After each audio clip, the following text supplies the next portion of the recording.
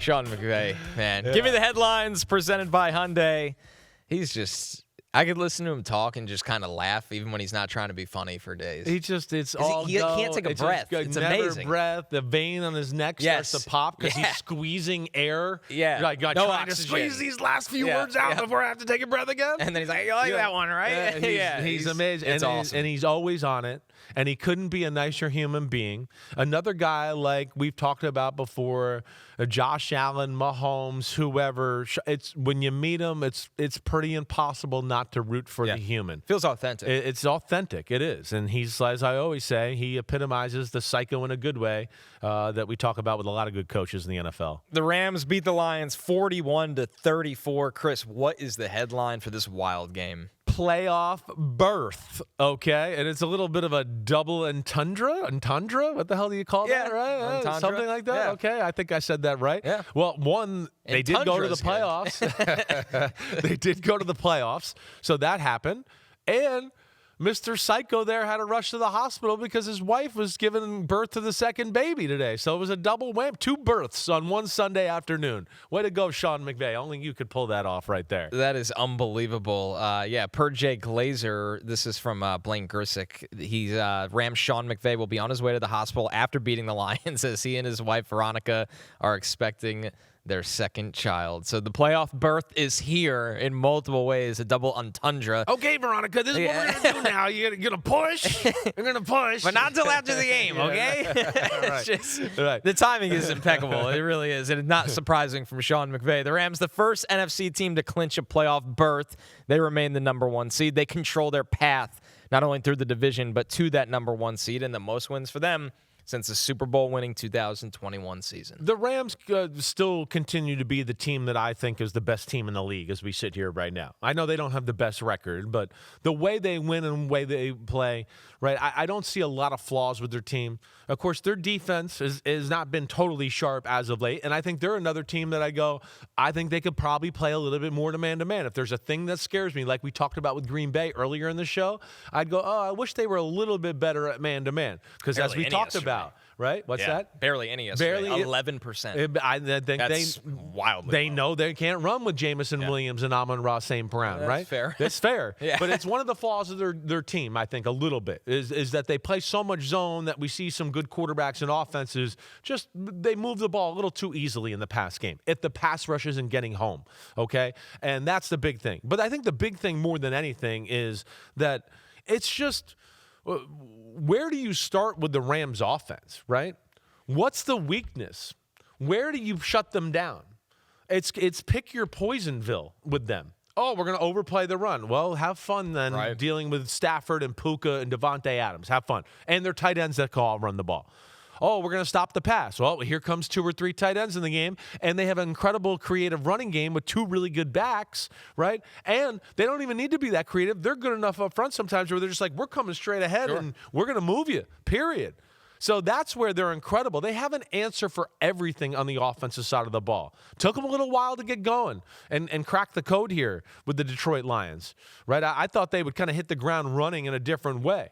But they make a big pass to Puka Nacua at the end of the first half that set them up for the field goal, and you felt like that was the point in the game that kind of, okay, here they go. And then that kind of started into the second half, and as we know, in the second half, another one of our games of tale of 2 halves where you felt like Lions played better football in the first half of the game and had their way and did whatever they want. Jared Goff was throwing the ball everywhere. Jamison Williams, Amon-Ra St. Brown, zoom, flying around everywhere. But in the second half, Goff was uncomfortable in the pocket. They had a hard time staying on the field, and the Lions' run game never got going. And slowly but surely, the Rams' offense started to heat up, and the Lions' defense had no answer at all. What's jarring to me in this one is with the Rams, they ran. This is like McVay and McVay's trio. Connell was like this for a long time. 11 personnel. They always lead the league. They always have 3 wide receivers on the field. He evolves better than any coach in the league. Yeah. You look at his run game, 8 years ago, zone. Definitely. Now it's like we could punch you in the mouth. Now and he does go everything. Downhill. Right. Yesterday, Chris, they were in 13 personnel. They got the 13 again, huh? Over 62% of the game. Wow. That's their new weapon. I mean, we broke this down a few weeks ago, right? Yes. They put you in a real spot there because you're right. They can throw out of it. That's the point. They really, with all three of those guys, Colby Parkinson, the kid from Oregon, Terrence Ferguson, right. I mean, they can run. They're pretty good blockers. And Davis Allen, same thing. So, yeah, you look at all three of those guys right there, and you go, that puts you in a spot right there because they can run the ball, and now they got big people in, and they love to run play action pass and do that. I think it was the 49ers game a few weeks ago when we broke this down when they had a lot of the three tight ends on the field, right, for the Tuesday podcast. But, yeah, that's their other avenue, and they might have to dive into that more now without having Devontae Adams with the hamstring thing. Might have to rely on it more. But Matthew Stafford, MVP of football, continues to play awesome in that regard, and they just make so many big plays, and of course that's spearheaded by Puka Nacua, like Sean McVay said, who's just an absolute monster in every aspect of the wide receiver position. So the only downside of this game for the Rams, Devontae Adams, of course, exited the second half with a hamstring injury. Sean McVay said, I can't imagine that's good for Thursday with just a short amount of time, but I certainly wouldn't rule him out quite yet, but it didn't look good. So Devontae's been dealing with soft tissue injuries going back to when he was on the Raiders. Yeah, right. This is scary. And when you get to this age, you get worried about it, right?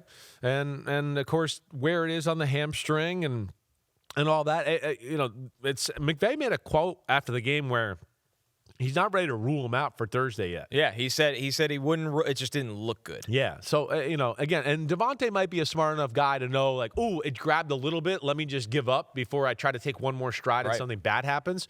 Hopefully that's the case, right? Because if there's a flaw with them, we talked about the zone on defense, and they're not incredibly deep at receiver. So that would be the other thing you'd look at with their football team. They need Devontae Adams. And the ability that he plays Puka and Devontae off of each other, to me, is as good as anybody in the sport as far as what McVay and Stafford do with those two receivers.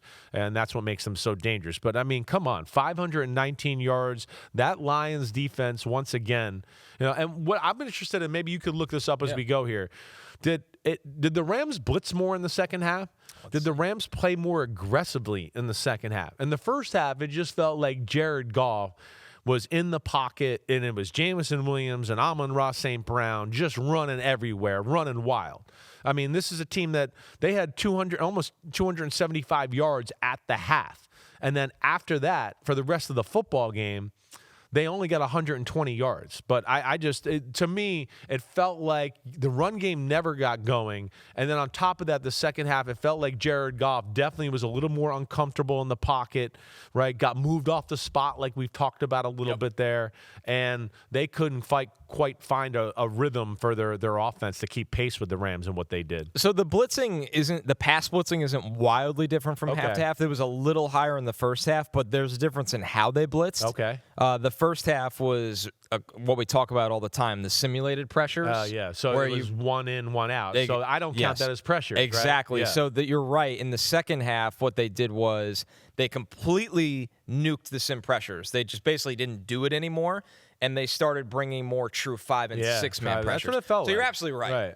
They just said, screw it, we're just going to bring true, we're coming, like we're not. It just felt like there was a lot of throws where he was like fighting away and doing that, or oh no, I got to move at the last second. So basically, and this is to what you're saying. In the first half, they tried to confuse him, and it just didn't really work. No, it's like, and then the second half, they said, "We're blitzing you. Right. We are going to make you move. Right. Figure it out." And that worked. That's those simulated pressures. They're good. They are, but like we talked about, when you play a good blitz. Well, when you play a good quarterback with a good offensive line who's played together and been coached, they usually can figure out how to pick it up. So big win by the Rams, and they're certainly sitting pretty in the NFC in a big showdown on Thursday night against the Seattle Seahawks. For Detroit, kind of crazy right now. They don't control their path to the playoffs. Nope.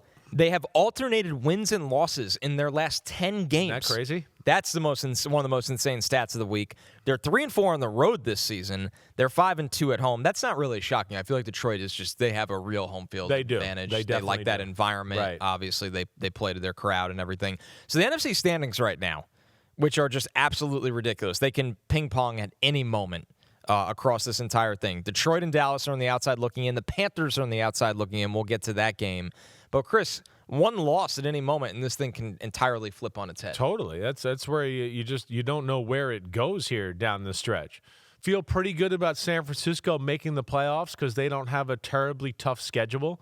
So you look at that and go, they play Seattle one more time, and the other two games are definitely winnable football games. I believe they got. I'll tell you right now. They got the Browns, no, not the Browns. They got the Bears too. I might be wrong. They are at Indy. Okay, they're Indy. Home to the Bears. Okay, and then they're home to Seattle. They're not out of the woods yet. I spoke too quickly there with that one there. But it's not a buzzsaw. It's not a buzzsaw, but either way, that is a little tougher than I expected it to be. But yeah, at the bottom there, I mean, again, the Lions can still win the NFC North, as we know. I mean, so that's what's crazy. And Steve Kornacki last night on our Football Night in America, he basically said that's their best way to get to the playoffs. Their highest wild card percentage is ridiculous. Is just to hope that the Bears lose a game or two, and then they can win out, and then they can make the playoffs that way. But as we know, the NFC is a real deal this year, especially with Green Bay being a 7 seed, and we know how talented they are. I think that says it all. The game that everybody had their eyes on this weekend, Seahawks-Colts, where the Seahawks win with a field goal at the end, 18-16. But the story of this game, Chris, was about the return of 44-year-old Phillip Rivers. What's the headline for this one? Cry me a Rivers. Yeah. All right. It was a good game by Phillip Rivers, and in a lot of ways. I mean, again, it wasn't sexy. It's not pretty. They had the right approach, the Indianapolis Colts. Right approach to playing the game for what their quarterback was, and then team rised up around them, and I think they felt a little bit I think they got a little lucky of the Seahawks, maybe a little on an emotional down. Wait, it's the Colts, it's Phillip Rivers, we're at home, we're going to whoop their ass. That shouldn't be a problem, right? But really, the Colts, the defense was damn good throughout the day. Bend, don't break. They played the field position game, run the ball, chew the clock, a ton of 4- and 5-yard throws, right? Keep the ball, again, ball control passing offense is what I call that at times. It wasn't pretty by any stretch. It was screen here, throw to the back here, another screen there. I think there was maybe 2 to 3 throws of the day that traveled over 10 yards in the air. And they didn't look great all the time. And so, yeah, that's what we're going to see going forward. But it was there to be had for the Colts. But ultimately, hey, the Seahawks, with their backs against the wall, made some clutch drives late in the football game to get points. Field goals only, but at least it was points. Yeah, Jason Myers, Seattle franchise record, 6 field goals made. After this game, we got to hear from Phillip Rivers on what it was like getting hit again in the NFL. I never minded that part of it. It actually was my wife always tells me I'm crazy because there's been times in the last 3 or 4 years I said, I kind of wish I could just throw one and get hit hard. She's like, that's not normal. Not surprising. No, well, I think that's probably something we could put on a T-shirt. I mean, psycho in a good way. That's usually, a good football player is a psycho in a good way. And there is something to that. And damn, I mean, I'd like to go out there and get hit too in a lot of ways. I feel you. I mean, that's just the way you think. And as for a quarterback, that's always the first thing when you haven't played in a while is just get that first hit. Let me feel like I'm part of the game. That happened pretty quickly for him. But he never looked like flustered or nervous in the pocket. No. Right? And above the shoulder is still as sharp as anyone you'll ever see. He knew where he wanted to go with the ball. Yeah, the question with him going forward is can he scare defenses and back them off enough to make some big plays? Like whoever they play next, right, is going to look at that and go, why was Seattle worried about the deep post route here and stuff like that, right? The Niners. Right, it's the Niners. So the Niners are not going to give these short little completions. There's no way Robert Saleh will go down like that. And that's what we're going to see with the Colts as they go forward. Can he push the ball down the field to scare some people that way? Regardless, good win for Seattle. Good not falling into the ultimate trap game of a 44-year-old quarterback coming up at home. They didn't play their best, but Darnold made some big throws when he had to. And the crazy thing about the sport is, there they are, and you go, they're down by 1 point, and just like we've talked about before, you hit 2 throws and you're in field goal position. Right. He hits Rashid Shaheed twice, and it's like, oh, okay, they're in field goal position. And then Myers hits a 56-yarder, gave the ball back to the Colts for a chance to do something. But as we know, Phillip Rivers threw the interception, and that was all she wrote. For Seattle, it was their 4th straight win. They're tied with the Rams for the best record in the NFC. Both are 11-3 right now. But despite all that, they are the 5 seed in the NFC. They still control their path to the division title and the number 1 seed, of course, though, which is... Yeah. It wasn't pretty yesterday. I think Lou Anarumo had a nice day for the Colts. I think so, too. The thing I worry about with the Seahawks a little bit is just overall creativity, right? When I watched them on film, not that I say the offense is really simple, right? Sure. But you certainly, I don't sit there and go, oh, wow, right? It's got all the good basics, don't get me wrong, right? It's almost what I would call, in my ways, like Shanahan light. It's like the That's not basics of the shocking. Kyle Shanahan offense, but without some of the trickeration and all the bells and hoops and whistles he's got to go along with it to keep you off stuff. There's that.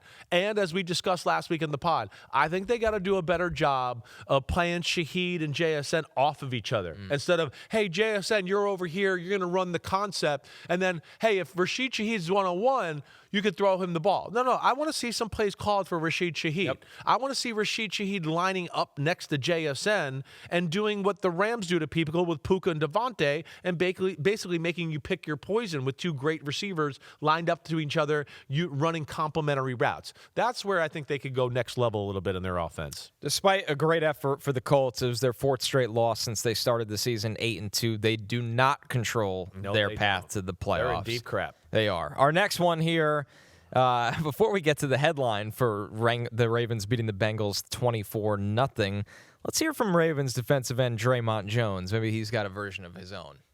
I mean, we didn't really discuss the fact like they have 0 points to keep. I think we just wanted to attack. We knew we had them on their heels, just by how they were calling it, how they looked, their demeanor, and they didn't feel lively to me. And I feel like we just wanted to attack them. And I thought we did that. Sorry, Draymond. What did you sense that early in the game? I felt that play one that they weren't ready to play. It was too cold for them. Ooh, Damn. that's a tough one. That Too is a cold tough one. Yeah. in the NFL. Right.